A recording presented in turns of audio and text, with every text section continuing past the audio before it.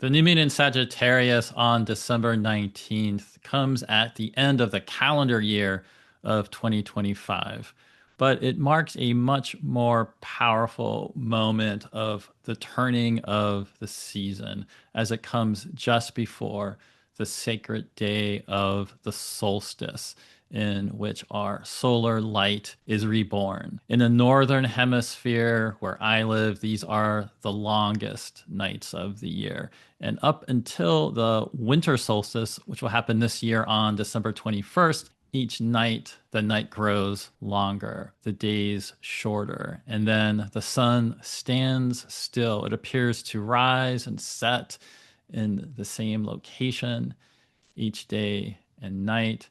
And at the same time that is happening, that solar light is reborn. And we start experiencing an increase of solar light as days slowly and gradually grow longer. This is always such a powerful moment of rebirth, initiation, coming to terms with the end of the past calendar year, getting ready for that turn of the calendar as our calendric system, of course, orders the way many of us think. And so we conceptually think about January 1st being that beginning of the new year.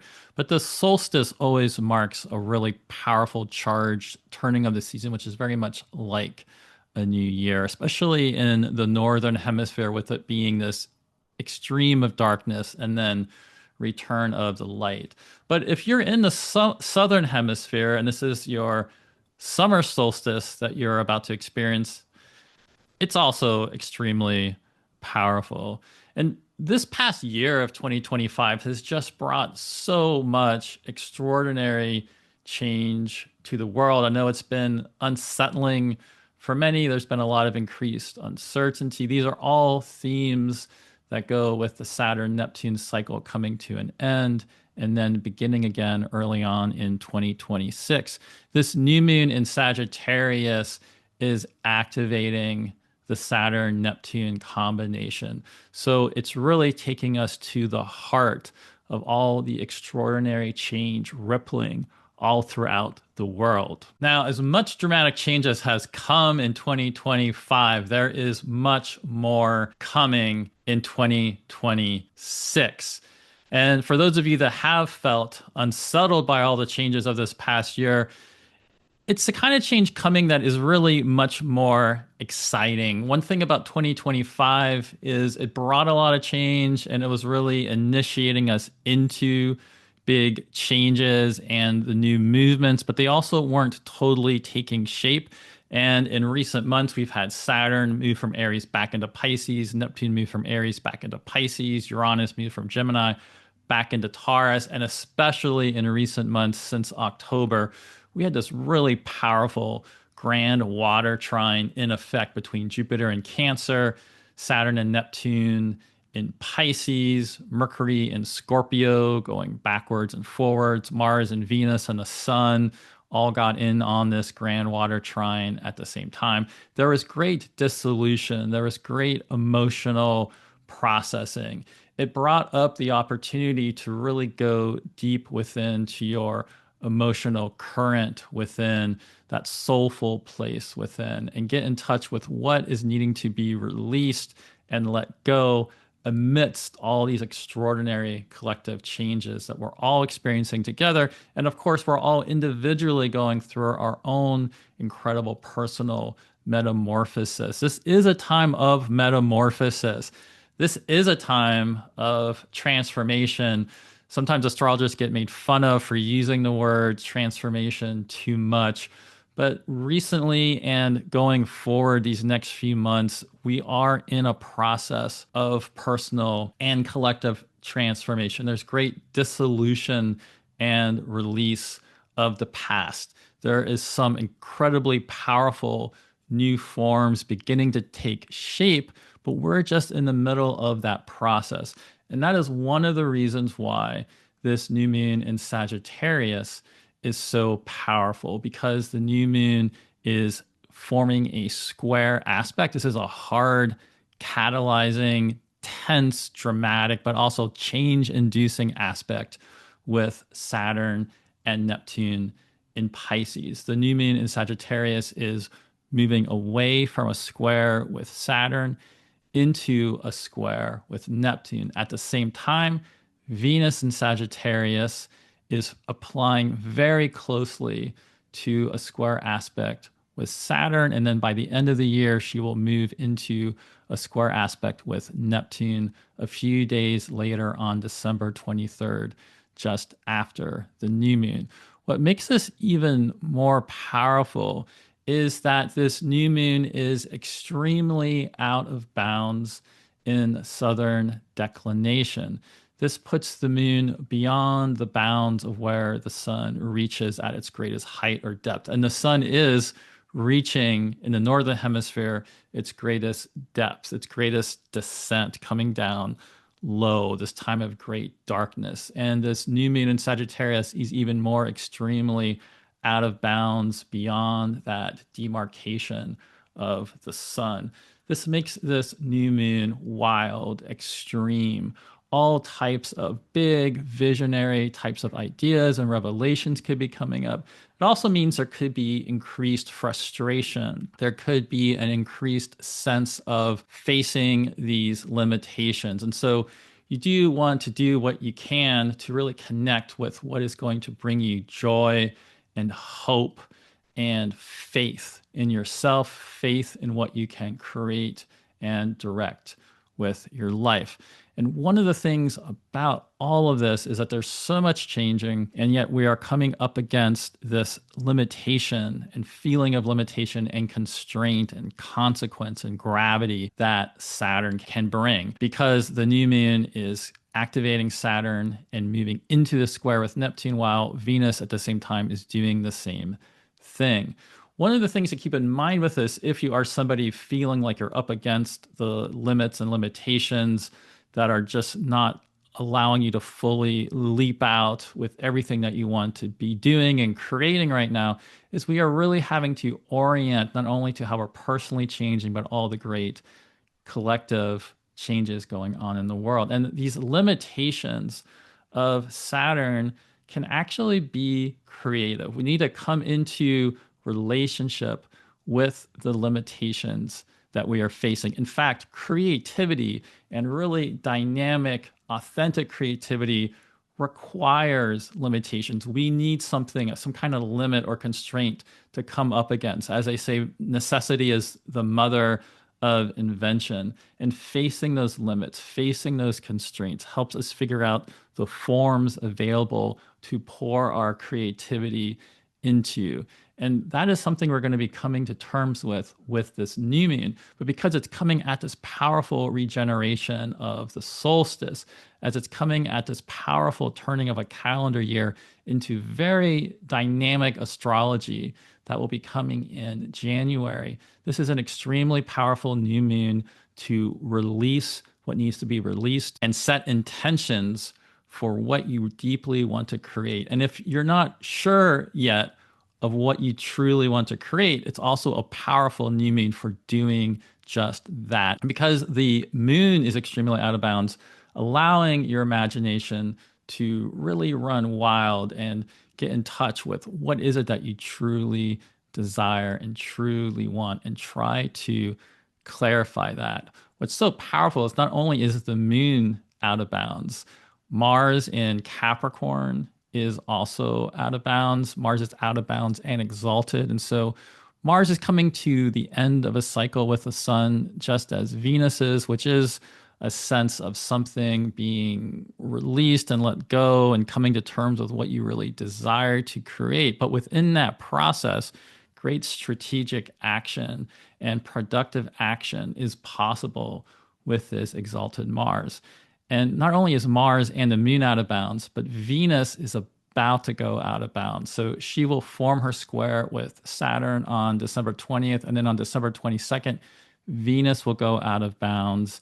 And then she will activate Neptune on December 23rd while she is out of bounds. So this further increases this turning of the solstice and new moon into some big visionary ideas. Yet what makes this more challenging is that Saturn is combining with Neptune. And so those limits of Saturn are being warped by the limitlessness and the formlessness of Neptune. So there's a sense of these typical limits, typical forms, typical boundaries, typical certainties we have about the potential consequences, which are being warped and being changed. And there's greater openness, but also the greater uncertainty about the possibility. Yet this possibility can be very exciting.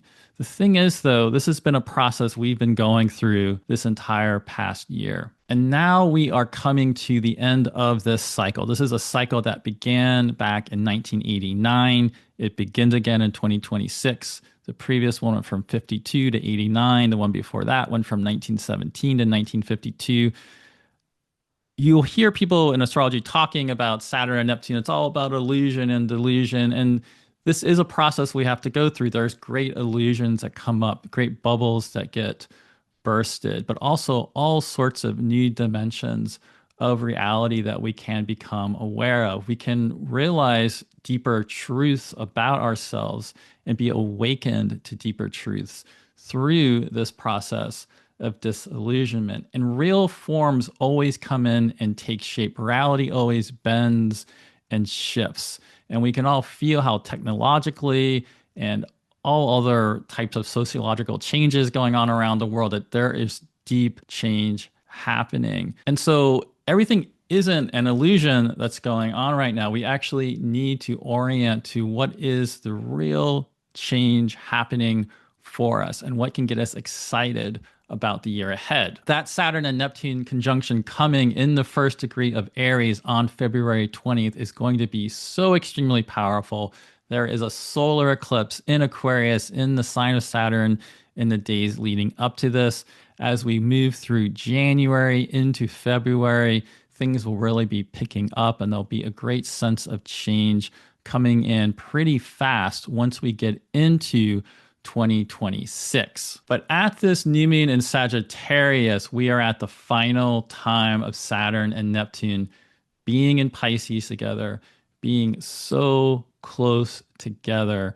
And so we are feeling this extremity of the boundarylessness of Pisces, that oceanic depth, which also pulls up all of this incredible potential of what we could be dreaming into being. And so with this new moon in Sagittarius activating Saturn and Neptune so closely, with Venus also coming into that square aspect, we just have this incredible reckoning with what is it that you really want to see changed with your life. And as I've mentioned, part of this involves all the dissolution of recent months with this grand water trine that's been activated. However, you've been impacted by that, however, you've been feeling this internal shift. Hopefully, you have been able to clarify your true priorities. What have you realized you really want to commit on and dedicate yourself to creating and directing your energy into that? If that hasn't quite yet taken shape for you, I'd really advise doing everything you can in the days around this upcoming new moon in Sagittarius to get in touch with that. Now, the other thing about this new moon in Sagittarius is that we're dealing with the mutable signs. So the mutability of this new moon, the mutability of Saturn and Neptune, again, speaks to this incredible time of transition. Something is ending, something is beginning. There's also likely multiple things going on at once. We have to multitask and handle. And so this is also really speaking to it being more about getting in touch with the liminal place of transition that you're in right now. It can be a time of starting new endeavors, but at the same time we're starting these new endeavors, there's also something we're releasing, and what we're starting now is going to gain more traction as we move into January, especially mid-January, because not only is this a mutable lunation, but Venus is ending her cycle right here. Mars is also ending his cycle right here with the sun. We're going to have Venus and Mars starting new cycles in the first 10 days of January. And so there's this, that's just adding to the fact that there's so much dissolving here at this new moon. And with the mutability, a lot of it is going to be involving finding points of focus. And so, although Saturn is getting warped by all of this great change from Neptune and so forth, coming into touch with what is that essential focus that Saturn can bring to you right now to really ground and come into relationship with those practical things that you can take action on right now, while at the same time you're opening your mind to this larger vision of what can be created in the next year. Adding to the incredible dissolution and depth of this new moon is the fact that the new moon is very close to the degree of the galactic center. This is the center of our entire galaxy where there is a super massive black hole. And so we're looking at this intersection here of the ecliptic, that zodiac belt of the sun, with the Milky Way.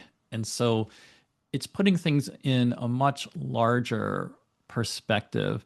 And when we're combining this with the fact that the new moon is extremely out of bounds, there is just a much larger picture that we can gain clarity about. Now, that clarity may not all come in right at the new moon, but we're really going to be asked to face what we need to face. And so we need to do that internal work to face whatever that is. And if we're doing that, we're going to get greater clarity about where we're going, what we need to do, and hopefully get excited about what we can create in this year ahead. Adding on to the fact that this new moon is at the galactic center is that the interstellar object 3I Atlas will be coming closest to Earth on the same day as this new moon in Sagittarius on December 19th. And so it's just an incredible alignment of this new moon aligning with the center of our entire galaxy. And then this strange object who's coming out of from a place even further beyond, from a whole entirely other system, a very ancient object that I've heard reports is now starting to shift even into this golden type of coloring.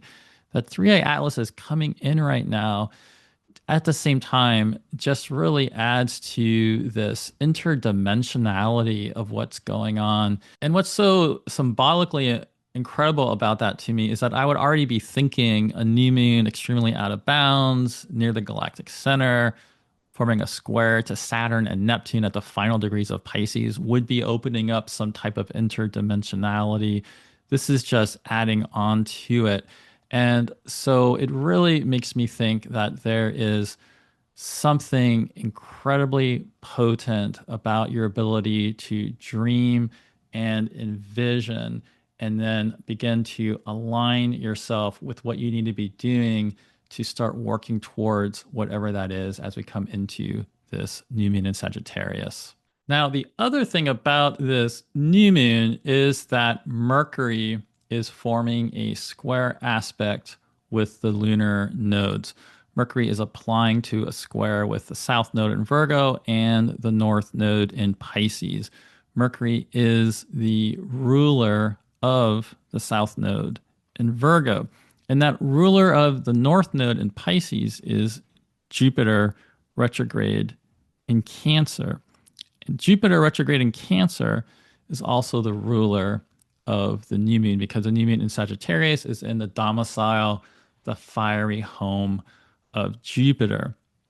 Mercury squaring the lunar nodes is just adding on to this quality of a great crossroads, a great time of transition. Mercury is now picking up speed, moving fast. Mercury is visible as a morning star, which is in stark contrast to both Venus and Mars.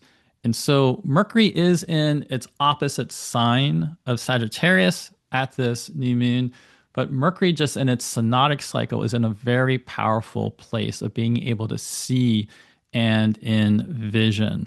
And it is also in the domicile of Jupiter retrograde in Cancer. And so we do have an exalted Jupiter who is retrograde, having a lot of responsibility at this new moon. Now, Jupiter being retrograde in Cancer means that Jupiter is very visible at night.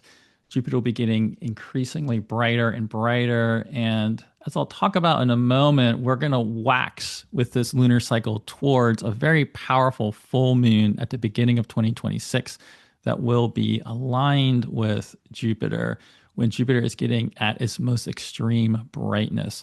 So this exalted Jupiter can really put us in touch with what is this larger purpose and role for us to serve in our community. In this time of incredible interconnectivity, we're also really talking about the global community, but we're also talking about our local community, our relationality within family, within friends, and so forth. And so, whatever that is, there's something likely shifting, but because it is still this exalted Jupiter, I'm very hopeful about that being able to help lift your vision to this larger place of authentic purpose and getting greater clarity for that. But at the same time, because Mercury is coming into the square with the lunar nodes at this time of the new moon, it might feel like we're at this type of crossroads and having to make some really important decisions. Being at the time of a solstice really also does evoke this sense of sacrifice. And so there is likely something that has to be let go of from the past that is part of what is going to be coming in this next year and what is going to be taking shape with the way you feel things are changing. Now, another aspect of this new moon in Sagittarius is that it's taking place in the third decan of Sagittarius. This is a decan that has associations with this image of the Ten of Wands arcanum that's illustrated here by Pamela Coleman Smith. One of the reasons why this image is great for the third decan of Sagittarius is that it is a face of Saturn. The sun also is another ruler of this decan in another system of decan rulers. And so it's a place of Saturn as well as the sun. But being the face of Saturn, we really see that in this image. It has a sense of human toil and yet also endurance, which is also part of that solar quality of facing this Saturn tension and work and drive that's needed to take on these large tasks and responsibilities. And yet there's a great weight here, a great gravity that you can see in this image. We can see this figure appears to be carrying it, but also appears to be a little overwhelmed. They're appear to be overburdened. And so you might be in a place where you're having to feel like you are carrying too much weight. And part of this new moon is going to be deciding if some of that needs to be sacrificed, dissolved, released. Can that be delegated to someone else?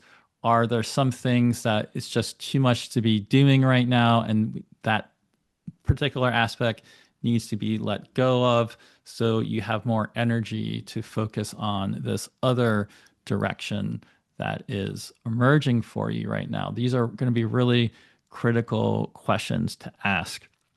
Austin Coppock, in his book 36 Faces, gave the image of a horse's skull to this decan and talked about how it reveals this unification of mind and body and spirit through committed work and effort that becomes yoked to this goal.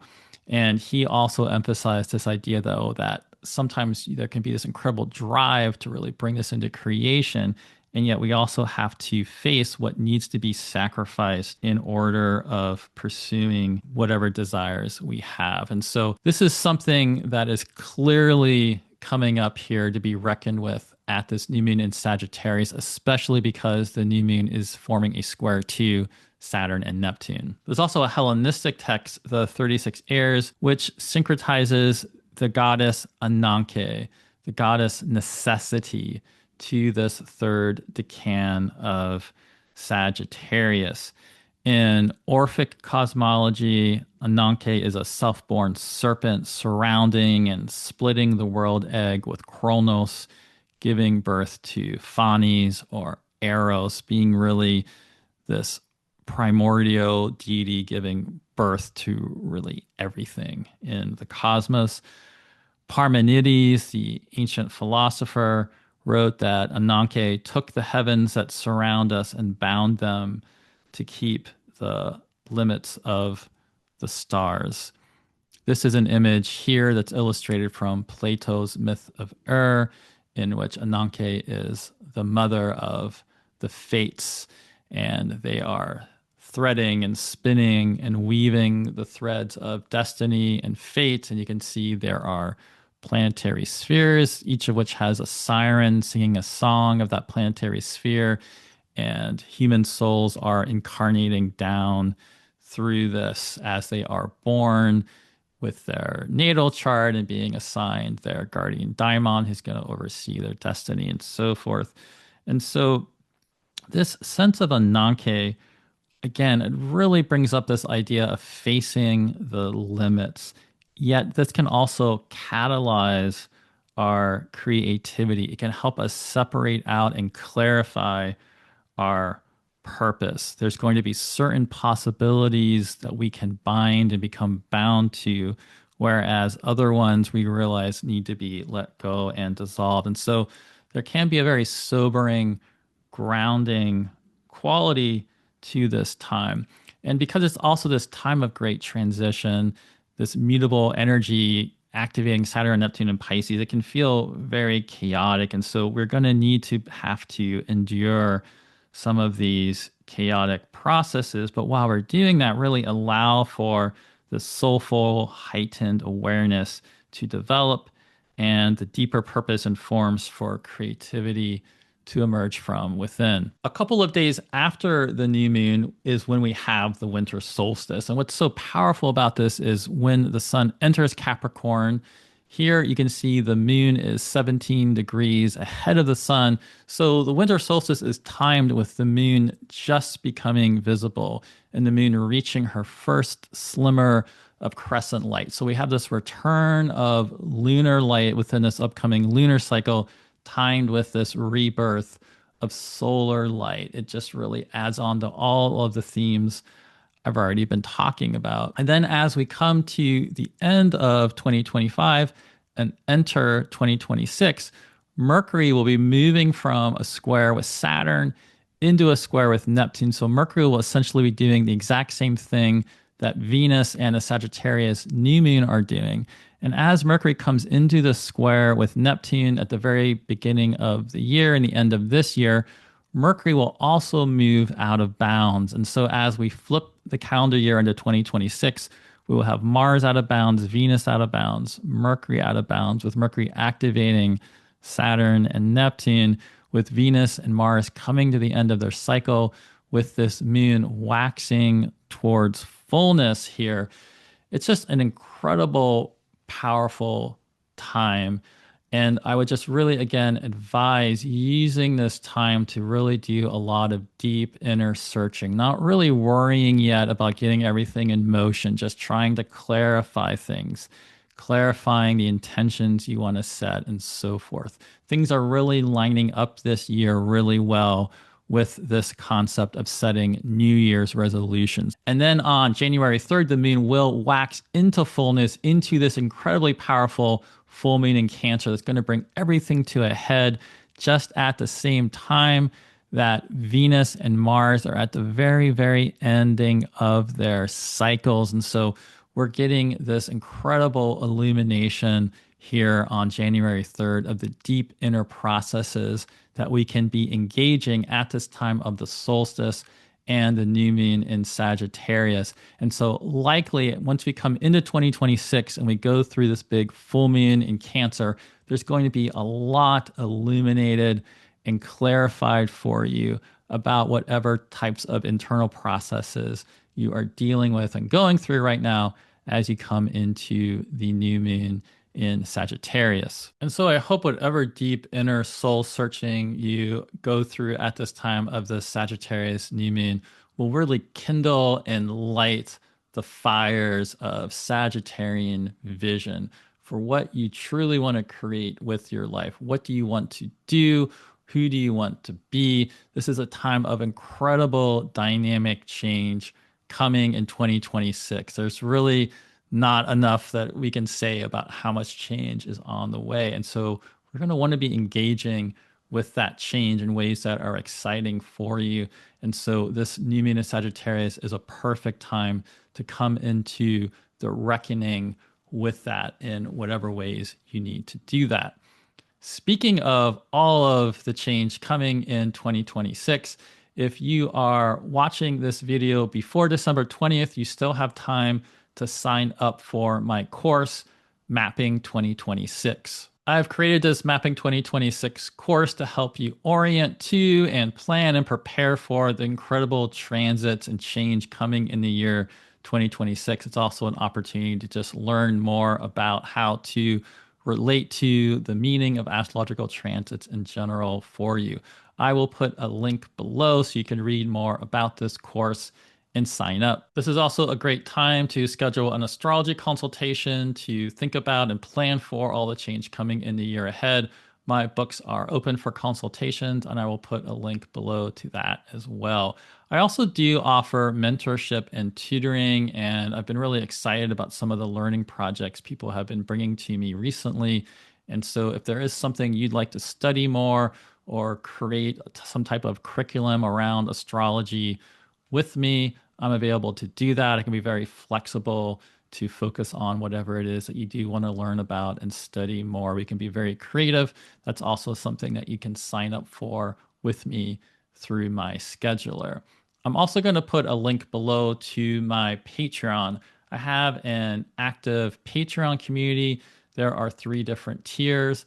On the lower tier, which is only $3 a month, you get access to some extra discounts, including a discount on that Mapping 2026 course. I also put out weekly videos there that go through the astrology day by day for each week, videos that do not come here on YouTube that only my patrons get to watch. And then there are 2 other tiers, each of which involve monthly meetings and classes. I'll put a link below to my Patreon so you can also read more about that. Well, that's it for this forecast. I hope this new moon in Sagittarius, as the moon is rekindled in light, also kindles some powerful creative fires for you to focus on in the year ahead.